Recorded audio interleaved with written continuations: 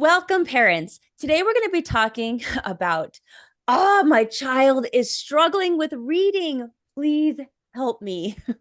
Hello, my name is Christina Campos. I'm founder of The Impactful Parent, and I help parents of school-age children turn their chaos into connection with their adolescent. I offer parent education videos every week, online courses, and coaching. And if that wasn't enough, I bring experts in on other fields onto the Impactful Parent stage to teach you even more. And today I have a special guest. Her name is Dr. Claire Rubman. And Dr. Rubman is a cognitive developmental psychologist. Her new book, which is called This May Be Difficult to Read, addresses reading comprehension failures in children. And today, Dr. Rubman and I will be discussing how parents can alleviate all that frustration they might be having and help their kid read better so that your child will read competently in kindergarten, elementary school, middle school, high school, college, and even beyond. I'm really excited to have her on today. Thank you for being here.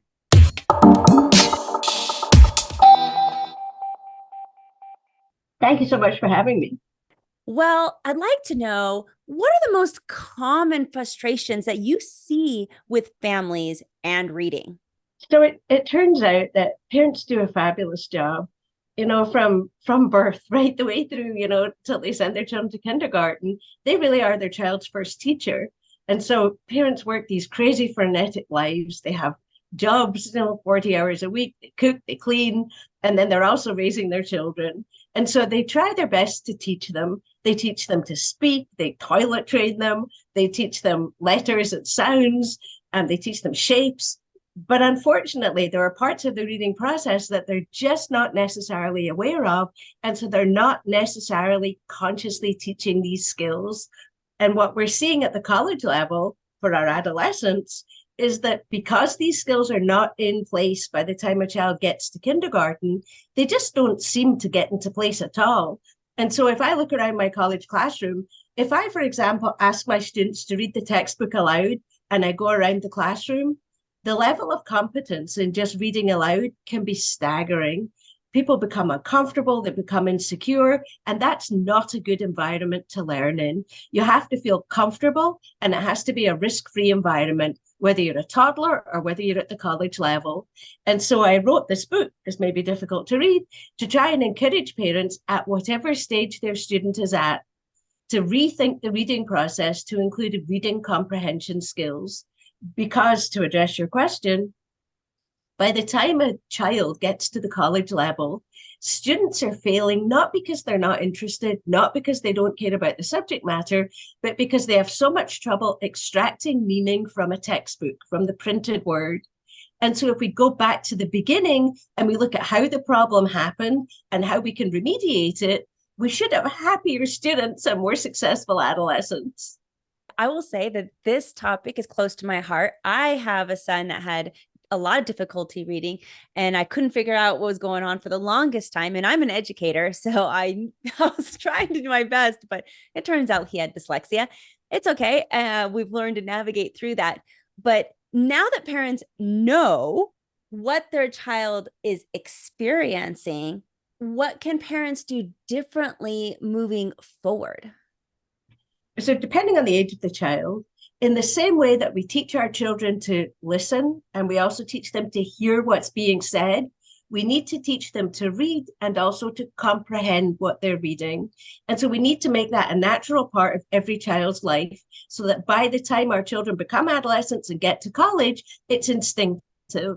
Reading is an active process. You have to put a lot of effort into it. And somehow, by the time our kindergartners are saying words out loud or our first graders are saying words out loud, it's possible for parents to back off and not share in the reading process, because if they have independent readers, they can focus on something else. And so it's not like they're lazy parents, they're just refocusing their attention. But the problem is reading is ongoing, the comprehension is ongoing. And so the more time we spend reading stories with our children, the better off they will be in the long run. Because through that shared reading experience, we can look at their social and emotional development. We can address all kinds of needs that may not necessarily come up in our frenetic lives that we were discussing before, because we're all busy doing other things. So reading time is just an opportunity to really catch up with our children and see what stage they're at. we can pick a book that maybe has a topic that maybe is close to our hearts because it's impacting their lives. And it's an easier way for adolescents to broach a topic that they might not necessarily feel comfortable, broaching on their own. So, what will parents find inside your book? Is it going to be tips for how to teach a child to read specifically? Well, so the book, it does a number of things. In the beginning, there are myths. So facts are myths. And so I have a couple of them that I could share with you. So for Yes, please. example, is it a fact or a myth that shorter words are easier to read than longer words? So are smaller words easier to read than longer words? Is that a fact or is that a myth? Ooh, that's a You'll have great to read the question. book to find out. Here's another one. Is it cheating if you tell your child what a word is if he or she or they can't read it? I don't think so. I think you'd be helping them. Here's another one. Is earlier better? Is it better if your child reads at an earlier age, or does it make no difference? Ooh, And that's so, a great one. just as a spoiler alert, these are all myths. And so, all 10 of the facts are myths in the book are all myths. And they're mistakes that we sometimes make when we as adults think about the reading process because we're used to reading and it's automatic for us. But for young children who are just learning to read, it can be quite a challenging experience because they don't have the same cognitive capacity that we as adults have. And so after the book talks about the myths or facts in reading comprehension, it takes the reader from a child's perspective to see what the reading process is like if you have a limited cognitive load. It also explains the stages of reading comprehension that we just don't seem to teach. So just to back up a little bit, we have 50 to 70 years of fantastic cognitive developmental research that tells us how children read, what they do wrong, what they do well, and what we can do to fix it. And so all of this research is just sitting in journals. And the book brings it to life. It brings it to parents and it says, listen, you can do all of this as long as you understand what it is. You can do it in your daily life. You don't have to add 16 extra hours of reading tuition. These are tips that you can use in order to make sure that reading is a part of your child's daily experience in the same way that listening is a part of your child's daily experience. And we do that by creating a need to read in the home. So just to back up a little bit, if you would indulge me, I could give you an example of one of the research studies that shows parents what's missing when children try to read. So the first thing that the research talks about is this idea that we as adults have so much background knowledge. We know about so many things. And when we pick up the newspaper or we pick up a book, we bring the information with us to the text. Unfortunately, young children have limited cognitive experiences, and adolescents too in this day and age spend a lot of time on technology and don't necessarily have the background knowledge that's required to read. So two gentlemen by the name of Shank and Abelson in 1975. So this is old research that should be out there in the general realm of knowledge. But they put together a story that we adults would have difficulty understanding because we lack the background knowledge. So if it's okay with you, I'll read the example and then we could talk about it. That's perfect. So Jim went to the restaurant and asked to be seated in the gallery. He was told that there would be a 1/2 hour wait. 40 minutes later, the applause for his song indicated that he could proceed with the preparation. 20 guests had ordered his favorite, a cheese souffle. Jim enjoyed the customers in the main dining room. After 2 hours, he ordered the house speciality, roast pheasant under glass. It was incredible to enjoy such exquisite cuisine and yet still have $15. He would surely come back soon. So, just to go through this a little bit, some of it made sense, right? There was Jim, where we all know someone called Jim, went to a restaurant, we've been to restaurants, and asked to be seated in the gallery. So that's when the trouble starts, right? What gallery? We don't have galleries in restaurants. And so it's possible, I have an accent. Maybe wherever I'm from, they say gallery instead of upstairs. Who knows? But we explain it away, right? And then he was told there'd be a 1/2 hour wait. Well, listen, we've all waited in restaurants. So again, that's not a surprise. But now the fun begins. 40 minutes later, the applause for his song indicated he could proceed with the preparation. What song? What preparation? This is either a badly written story or I wasn't paying attention or something happened. So Shank and Abelson at this point would say, look how hard you're working to bring everything you know about restaurant scenarios to this story. We don't have preparations, we don't have songs, something's wrong, right? And so Shank and Abelson throughout the whole thing are pointing out that if they recreate what happens in a restaurant, so their restaurant's on another planet, and on this other planet, you have to entertain the people in the restaurant. If they're suitably satisfied with your entertainment, then you can go and cook food. If they like the food, you can then eat your dinner. And so we wouldn't know that because we never ate in another planet. And so Shank and Abelson's point was, well, exactly. Since you don't know that information, it's hard to make sense of the story. And so we find our mind wandering while the story is being read because we can't connect the ideas. So we call that proposition integration. We can't integrate the ideas in the story because we don't know what we're integrating. And so there are several points here. One point is you need background knowledge, and that's what parents can do. They can take children, look, they don't have to take them to other planets, obviously, but they do need to, go for a walk with your adolescent. Go into the town and look at the stores, go to the park and look at the trees. There's so much that we can do that will build background knowledge.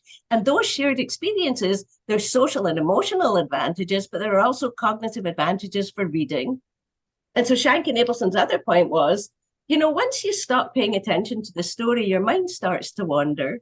And so by the time we get to after 2 hours, he ordered his the house speciality, we're not listening anymore. We're saying the words out loud, but we're not listening. And that's one of the major differences between reading for meaning and just reading. We want to get rid of the just reading so that we always read for meaning. So that's one example of fabulous research that's sitting right there in the research journals that we need to share.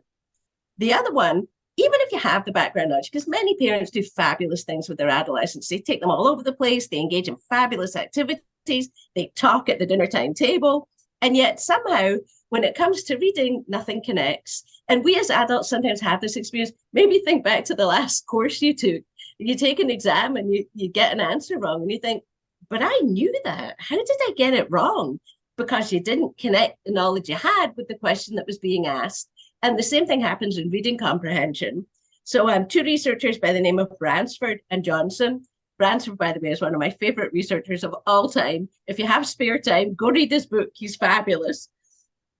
Anyway, Bransford and Johnson wrote a passage that it explains to you what happens if, even if you have the knowledge, if you fail to bring it to the story, you're lost. So if it's okay with you, I'll read another example from the book. The procedure is actually quite simple. First, you arrange items into different groups. Of course, one pile may be sufficient, depending on how much there is to do. If you have to go somewhere else due to lack of facilities, that is the next step. Otherwise, you're pretty well set. It's important not to overdo things. That is, it's better to do a few things at once than too many. In the short run, this may not seem important, but complications can easily arise. A mistake can be expensive as well. At first, the whole procedure will seem complicated. Soon, however, it will become just another facet of life. It's difficult to foresee any end to the necessity for this task in the immediate future, but then one can never tell. So now, if I asked you to write down that entire passage, how would you do? Not well. And so I'm going to read it again a second time, but with one difference. I'm going to read the title. And what the title does is to access all that background knowledge that you had before, but you didn't know to bring it to this story. The washing clothes passage. The procedure is actually quite simple. First, you arrange items into different groups. Of course, one pile may be sufficient, depending on how much there is to do. If you have to go somewhere else due to lack of facilities, that's the next step. Otherwise, you're pretty well set. It's important not to overdo things. That is, it's better to do a few things at once than too many. In the short run, this may not seem important, but complications can easily arise. A mistake can be expensive as well. At first, the whole procedure will seem complicated. Soon, however, it will become just another facet of life. It is difficult to see any end to the necessity for this task in the immediate future, but then one can never tell. So just giving you the title lets you access all your schematic knowledge or your understanding of doing the laundry, and we've all done the laundry, and so we can bring all that information with us. And so the book brings adults to the same stage that children go through.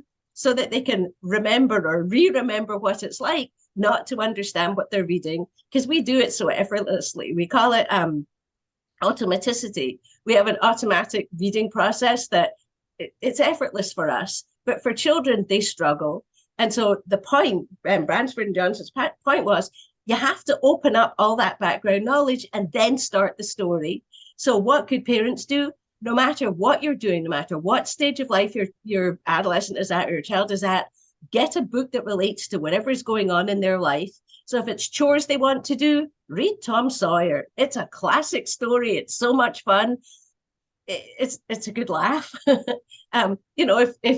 If your adolescent did something they weren't supposed to do, like maybe they dyed their hair the wrong color, read Anne of Green Gables. Just it doesn't have to be a classic. Pick any story that relates to what's going on in life, and they can bring all that emotion, all that understanding to the story. And again, it creates that social and emotional bond where you can, set up a dialogue with your adolescent and open up those lines of communication. It allows us to see from the child's perspective, and that is so rare nowadays. So very refreshing. Does the book address any reading differences or any difficulties? And if also, what if you have a child that has a reading deficit of some sort, some reading challenges? Is this book still for them? So the book looks at what reading is all about, and it looks at the different stages of reading. It also sets up a 4-stage reading plan so that if you want to go back and reinvent reading with your student, you can start back at the beginning. There are many reading disorders. They're not covered in the book because this covers the normal course of reading comprehension.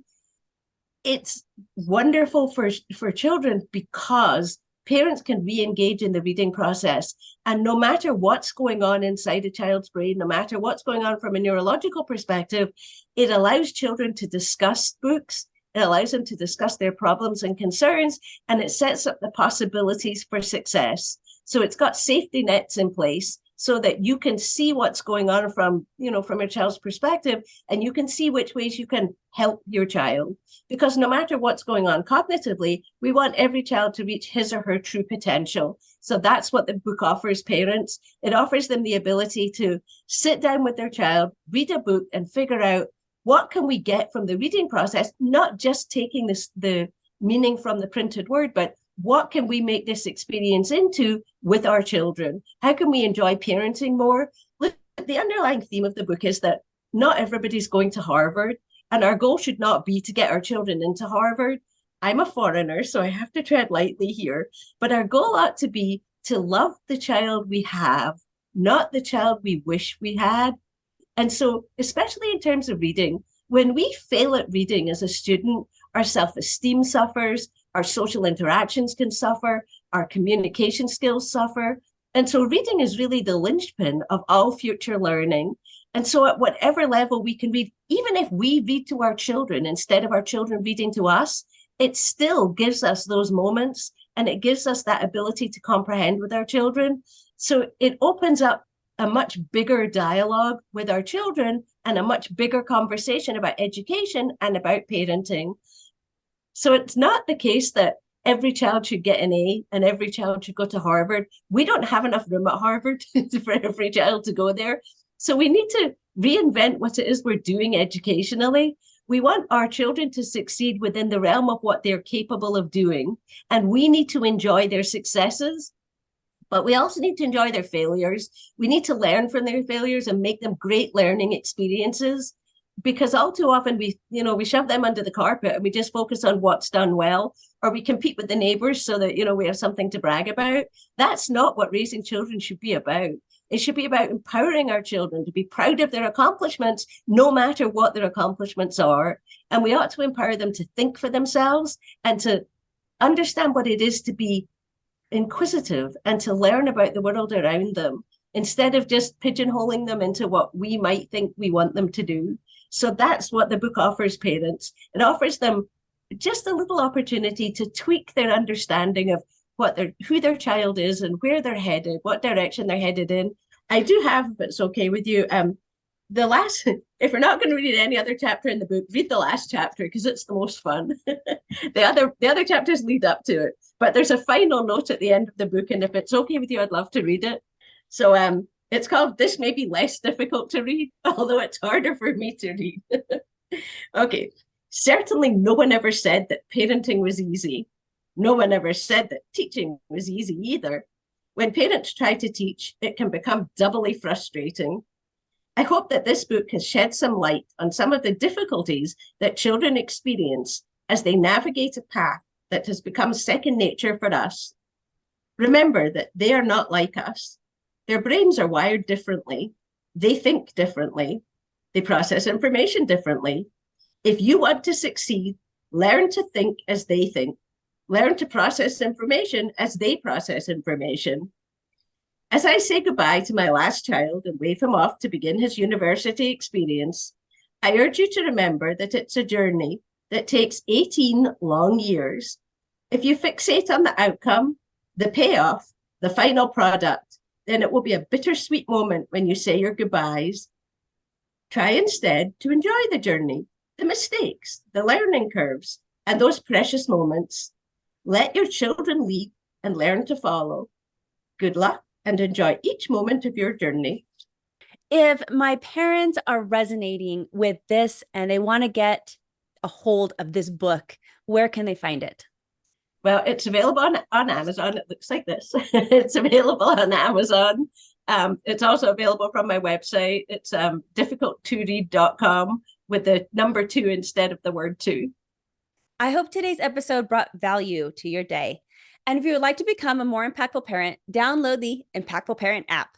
The Impactful Parent app is free to download and full of episodes just like this one that are going to help you in your parenting journey. So carry help and tips and parenting resources right in your pocket so that you can refer to them when you need it most. Plus, when you download the Impactful Parent app, you are also joining a community of like-minded parents that just want to be the best parent they can for their child. The app is free to download, so go to your app store and put in the search Impactful Parent, and I should pop up. Or you can go to theimpactfulparent.com and download the app from there. You got nothing to lose. So go check out the freebie and get more parenting resources to help you become a more impactful parent. But until next time, you got this. I'm just here to help.